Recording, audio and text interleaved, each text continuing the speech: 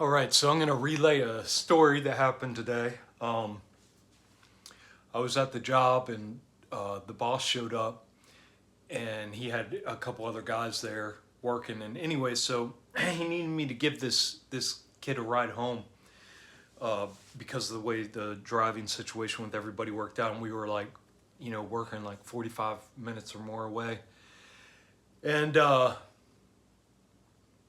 so I'm doing my work for the day and they're doing theirs, and then they were done, and the kid came and helped. He's 20 years old. The young man came and was helping me clean up, and as we were getting ready to leave, and he just out of the blue, I don't even know where it came from. I think he was telling me how he was working for he was working for the union for a couple years as an electrician, and then he got into, yeah, but I'm joining the Air Force. And I was like, oh God. I was like, oh, you joining the Air Force, huh? He's like, yeah. He's like, da, da, da. I think it's the best option for me at this moment, and all this. And come to find out through our conversation, he had a very similar upbringing to mine in that his mom was an extreme narcissist and abused him, and his stepfather actually abused him, and so very, very a lot of abuse, as a kid, and how his mom's still dragging that out and doing that evil, anytime she can get a hold of him, over the phone or however she can get a hold of him, just buries him into the ground no matter where he's at in his life, buries him into the ground and sucks all his energy out of him and puts guilt and shame on him and all that stuff. So very similar. But by the time we were done with our conversation, and we got back here an hour later, uh, he's got a very big heart. He's working with, he's 20 years old. He took it upon himself. He's working with kids with ADHD and doing extracurricular activities, that he doesn't get paid for, um, doing that kind of stuff, and just all these things, man. Just a real like a gym in the rough. And I had told him, at the beginning when he had mentioned the military, I was like, man, I was like, that's a hard burden to bear, going knowing that you're going to be, working for an industry that is responsible for killing people all over the world. And he was just saying how he just kept on saying how it's the best option for him right now. Because again, he came from a very poor family too, and it's just sad, man. It's sad to see how these predatory systems, they prey on people like us, and how they, like, poor kids really don't have an option. Like their whole when they're in the indoctrination centers for those 12 years, they're basically being told the whole time through high school that, look, your only options are either good luck community college because you're not that bright, or the military, you know? And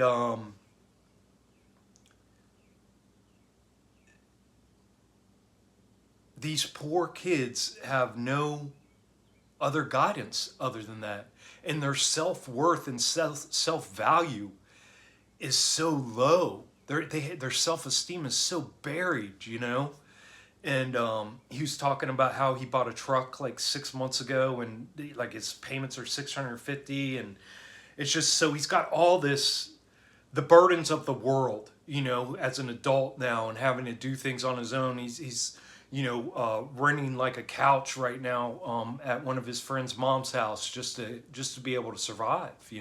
He got kicked out of his mom's house on his birthday a couple months ago or whenever it was, and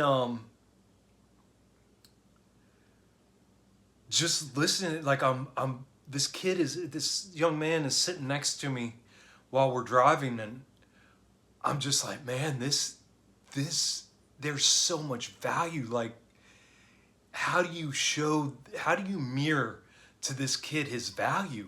How do you tell him how absolutely amazing you are, you know? And I told him straight up, I was like, dude, you're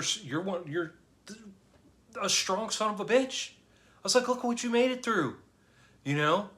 Um, and he's like, yeah, I know. So I could tell he's done, I don't know if he's had therapy. I don't know if he's looked into it on his own. I don't know how he's come about it to be able to get the mindset he has, you know, and not be completely broken, because a lot of these kids that grew up like we did, they, you know, hardcore drug addicts, hardcore, you know, in and out of prison, jail, in and out of trouble with the law, in and out of, you know, extremely toxic relationships, in and out of this, that, the other thing. This kid's playing, you know, he started playing soccer 2 years, uh, so I guess his junior and senior year in high school, and then he's been playing the 2 years since he's been out, you know. Um, and he was talking about how ever since his mom kicked him out, you know, every weekend he gets blackout drunk, and you know, it's just, it's, man, the to, you know, looking at him, it wasn't just what he's been through, but the fact that he was sitting there and hadn't succumbed completely, you know, to 100% avoidance and complete wrecking of his vessel. You know, he's still staying in shape. He used to be a fat kid growing up, so, you know, playing soccer, he lost weight. He's on a like a, you know, a college level team and stuff for soccer, which is amazing for only playing 2 years in high school. And, you know, so his story was so inspirational, and so many parallels to sit there and listen, you know, as he's talking, and see myself at that age, and just the way you think, and the way he was putting shame and guilt on himself and condemnation, and like, you know, pretty hard on himself, you know, but that's what we have to do in order to be able to do what we have to do. And just so sad, man, that, you know, and then the military preys on these kids. And I told him, I was like, man, I was like, you know, you need to park that truck. You need to get rid of that fucking thing. You need to let the bank take it. Fuck it. You know, you can claim bankruptcy. They can take you to court, whatever. I said, but look what it's making you do. Because he kept on saying, I have to do this, you know, my truck, my this, my that, you know. And I was just like, man, I was like, that truck's an anchor and you've only had it for a few months. I was like, you got 5 years left of payments on it. You join the military for 3 years, you get out, you're still paying on that. I said, that thing is an anchor. It's nothing but an anchor. And it's making you, because you're holding on to it, it's making you give up slowly who you are authentically. I said, look, you don't even want to join the military, but you're doing it because you have to make your truck payment. You know, and so I just told him straight up, man. I was like, get rid of your fucking truck. Do what you want to do. I said, you know, you don't need all this shit. You don't need all this shit around you. Buy a beater. Buy an $800 beater. Your job is literally 3 miles away. You got to commute to the office, you know, and then you ride in a work truck. So just get rid of your fucking truck. Get an $800 beater. Get rid of all your bills as low as possible, and figure out what you want to do, not what they want you to do to make a car payment. I said, he's like, yeah, but I feel bad, you know. I said, man, look, that's the system. I said, that's how they get us. You were bred with shame and guilt through your mom, through your parents, through your fucking school system. Everything outside of you has put shame and guilt on you. I said, don't do that to yourself.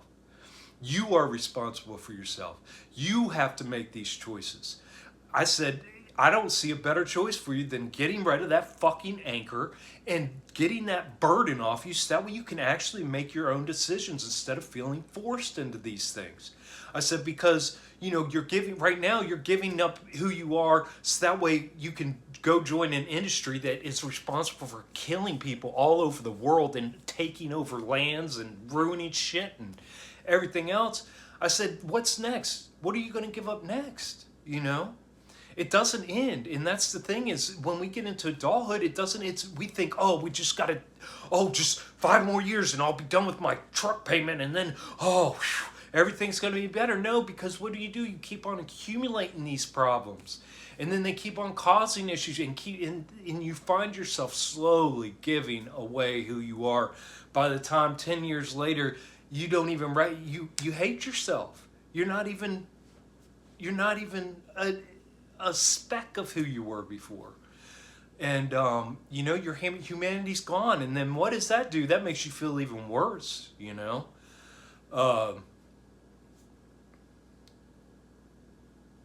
So sad, man. So extremely sad. He's like, I don't want to kill anybody. He's like, I'm trying to stay away from that. I said, man, you don't get to choose what you do. I said, you sign up for the military, you're done. They own you. They own you until that contract's up. And yeah, they just can't fathom, they can't even fathom the repercussions of what their decisions are, because everything outside of them has been telling them their whole lives, the only thing you're worth is the military. That's the only way you're going to make anything of yourself. Um, you are of no value to society. Unless you join the military, you might have an opportunity to be of value to society, And man, I just told him, when we were a couple minutes away from dropping him off, I said, look, brother, I said, I don't know if I'll ever see you again. He goes, what, you aren't working tomorrow? And I said, yeah, I plan on working tomorrow. I said, but we're not guaranteed 5 minutes from now. And, I said, so I don't know if I'm ever going to see you again, but I just want to let you know, man, you are an extremely strong individual. You have a beautiful heart, and you have a very intelligent mind. And I said, you're seen, you're loved, and you're worthy. And I said, one day those words are really going to, hit you deeply. And they're going to come at you when you need them. And, he thanked me and everything. But it's just so sad. It's like one kid at a time, they just snipe us. And if we don't have that elder, that figure there to tell us anything other than what we've been programmed into this slave mind to think, what opportunity is there to break free from it? You really, at that point, if you don't ever get those words of wisdom and that thing that's going to spark that divinity within you, you're stuck in that low self-esteem. And like I said, as you slowly give over your authenticity and who you are and your grasp on humanity and what it means to be a human, slowly every day over the years and years, by the time you're 40 years old, you're just a walking zombie, like all these other morons out there, like all these other lemmings just following each other off the cliff, And man, it's just another story of how pervasive it is. I mean, because this is the majority. This is the majority of people, and it just isn't right. It isn't right. It's a crime against humanity. These are crimes against humanity. Everything from his drug addicted piece of shit narcissistic mother that never had the opportunity or took the opportunity to fix her own shit, had kids, and then abused the fuck out of them and placed all that shame and guilt on them, and then to grow up and see at 18 years old, 19, 20 years old, your only worth is to join an industry that is responsible for the mass murder of people all over the world. And that's the United States of America. Welcome to the USA.